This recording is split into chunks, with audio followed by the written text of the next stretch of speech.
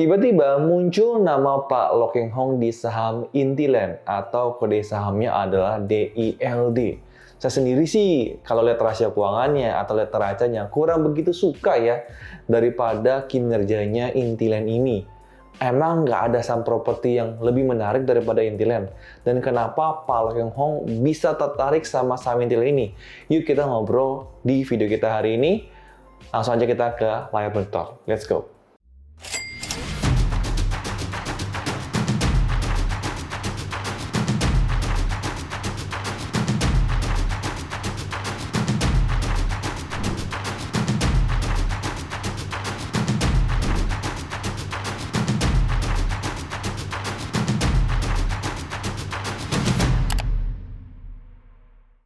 Halo, salam kenal, nama saya Yusuf Arifin Yusef. Bagi kalian yang baru pertama kali main ke channel ini, di channel ini saya bisa sharing tentang pasar saham, tentang properti, tentang investasi, maupun seputar tentang bisnis. Dan bagi kalian yang baru pertama kali main ke channel ini dan belum tekan tombol subscribe, silahkan ditekan tombol subscribe-nya dan lonceng tekan agar kalian nggak ketinggalan konten-konten yang menarik dari saya. Yuk kita baca berita di mana nama Pak Loh Keng Hong muncul ya di saham Intiland atau kodenya adalah DILD. Kita lihat ini beritanya baru banget, yaitu tanggal 15 Agustus. Video ini dibikin tanggal 16 Agustus. Kita bisa lihat ya, Pak Loh Keng Hong mempunyai kurang lebih sekitar 651 juta lembar saham di saham DILD ini, atau kurang lebih sekitar 6,28%.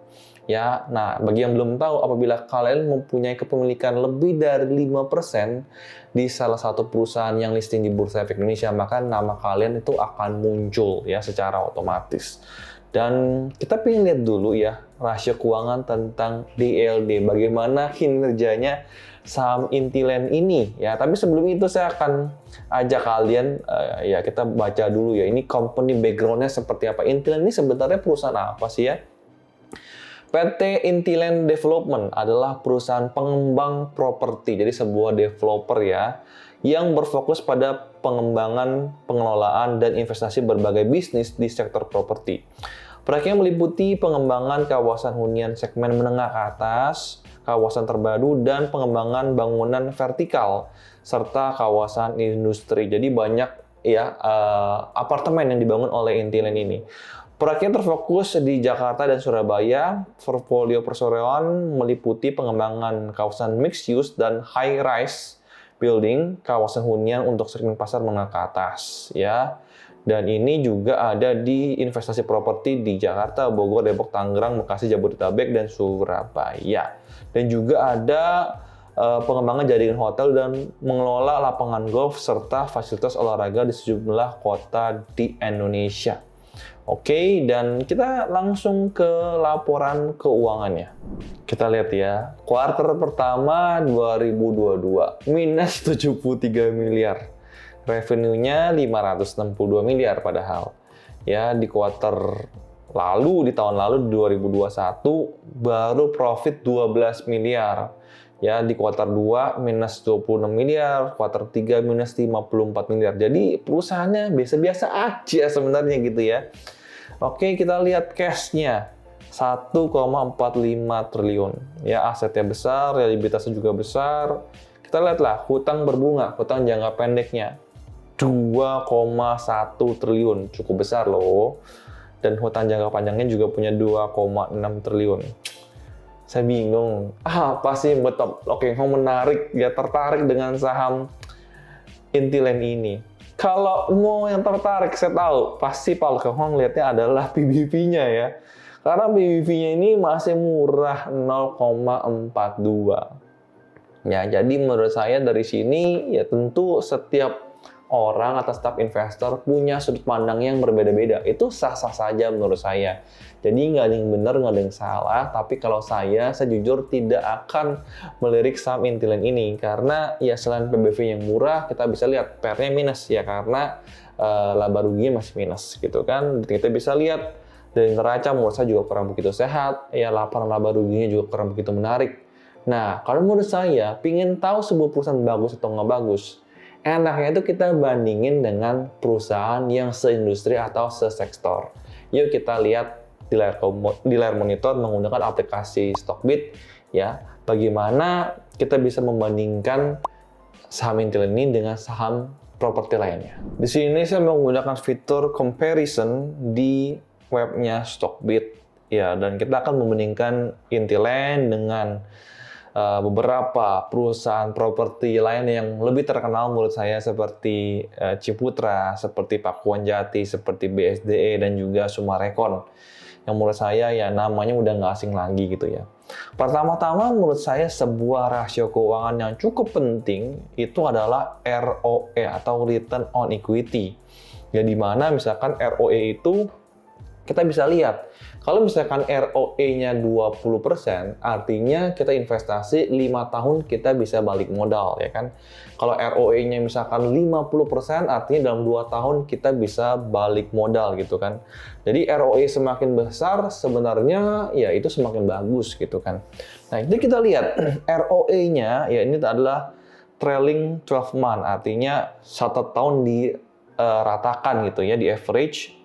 Kita bisa lihat di sini yang paling tinggi sebenarnya adalah ROE-nya adalah Ciputra atau CTRA di 11%. Dan cenderung memang biasanya ROE di perusahaan di sektor properti itu tidak terlalu tinggi, di bawah 15% biasanya. Tapi ya makanya kita bisa lihat Ciputra aja 11% itu udah sangat tinggi sekali. Ya kita bisa lihat kedua di sini Pakuwon, ketiga Sumarekon, BSDE, baru ya Intiland ini, karena Intiland ini ya kan masih minus laba ruginya gitu kan, masih rugi ya kan. Berdua kita lihat ya, kalau ROE-nya paling tinggi bagaimana dengan PER dan PBV-nya. Kita bisa lihat PER-nya di situ ya, PER-nya di sini. Ya PER-nya makin rendah sebenarnya kan teorinya makin bagus. Ya kita bisa lihat ya PER yang cukup rendah di sini adalah CTRA. Dengan ROE yang lebih tinggi, dia punya PER yang lebih rendah. Wah, jadi sebenarnya bagus nih, masih murah sebenarnya ya. Kedua juga di Pakuwon, ROE-nya juga cukup bagus, tapi ya PER-nya juga cukup rendah. Jadi sebenarnya kalau kita lihat dari PER-nya yang paling menarik itu adalah CTRA dan Pakuwon Jati. Berikutnya bagaimana dengan PBV-nya? Ya, kalau PBV-nya udah nggak perlu ngomong lah. Mungkin ini yang menarik Pak Lokengkong, yaitu ya PBV-nya paling murah itu adalah Intiland 0,42, BSDE nomor 2 0,64, nomor 3 1,07 itu di Ciputra. Jadi kalau sebenarnya kita menggunakan ROE, PER dan PBV, menurut saya lebih cocok ambil saham Ciputra. Kenapa? Karena dengan ROE yang tinggi, PBV-nya dibilang mahal iya, tapi sebenarnya masih tidak terlalu mahal kita dibandingkan dengan Sumarekon, bahkan dia lebih murah, ya kan? Sedangkan dengan ROE yang di Sumarekon itu ROE-nya lebih kecil gitu kan. Jadi menurut saya Ciputra lebih menarik ya daripada Intiland, bahkan lebih menarik daripada Sumarekon. Nah ini secara gambaran kasar doang ya, tapi balik lagi mungkin setiap orang punya sudut pandang yang berbeda-beda. Nah ini adalah kesimpulan saya, kalau saya boleh pilih di antara beberapa perusahaan di sektor properti, saya pasti akan pilih di Ciputra dan di Pakuwon Jati. Nah berikutnya saya ingin sharing sedikit tentang CTRA ini ya, sekaligus. Oke, kita akan menggunakan aplikasi Indo Premier. Kita ingin bandingin ya, harga Ciputra sekarang itu murah atau mahal sih gitu ya. Paling gampang kalau harganya sekarang di 1000 ya, dulu sempat di 1400, berarti sebenarnya masih ada margin of safety yang kemungkinan dia naik tuh masih bisa gitu ya, karena belum ke all time high-nya. Tapi menurut saya sebuah hal yang menarik itu adalah kita lihat ya, sekarang cash-nya Ciputra itu 8 triliun, adalah cash terbanyak dalam 6 tahun terakhir gitu ya. Kita juga bisa lihat ya memang hutangnya juga bertambah, tapi menurut saya hutangnya jauh lebih sehat daripada dulu ya. Dulu ya dia punya cash 3 triliun, tapi hutangnya 2 kali lipat.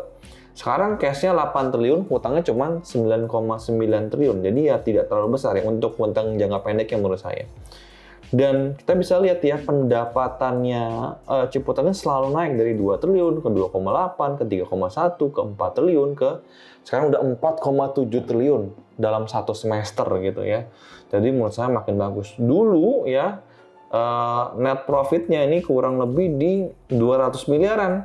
Sekarang bahkan udah sampai 1 triliun per satu semester ya. Hanya dalam satu semester pertama ya kita bandingin. Dan kita bisa lihat juga, dulu PR-nya itu di 93 kali, sempat ke 100 kali. Sekarang PR-nya cuma 18 kali ya. Jadi PR-nya paling rendah, dengan sales paling bagus, dengan net income paling bagus, terbagus dalam yang pernah ada dalam sejarah Ciputra. Dan PBV-nya ya juga murah.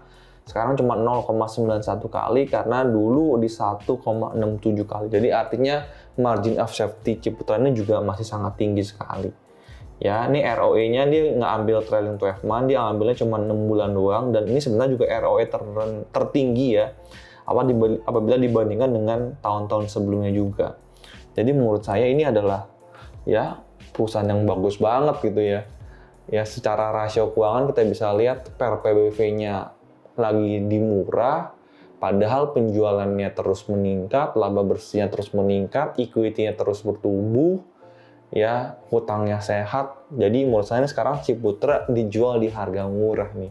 Jadi antara sektor saham properti lain yang menurut saya Ciputra menarik. Tapi disclaimer ini bukan ajakan beli maupun ajakan jual untuk saham Ciputra ataupun saham Intiland. Ya baik lagi ini adalah pendapat saya pribadi, kan harus analisa kembali bagaimana sebelum kalian membeli sebuah perusahaan, kalian harus menganalisa dalam-dalam kenapa kalian menginvestasikan uang kalian ke perusahaan tersebut.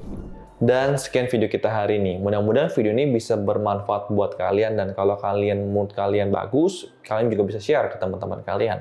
Apabila kalian punya pendapat yang berbeda, mood kalian ada saham properti yang lebih bagus daripada Intiland atau Ciputra atau Pakuan Jati, kalian juga bisa tulis di kolom komentar, kita bisa ngobrol bareng, kita bisa diskusi bareng. Dan sekian video kita hari ini, sampai jumpa di video berikutnya. Main juga ke Instagram saya di Yusuf Arifin Yusef. See ya, bye-bye.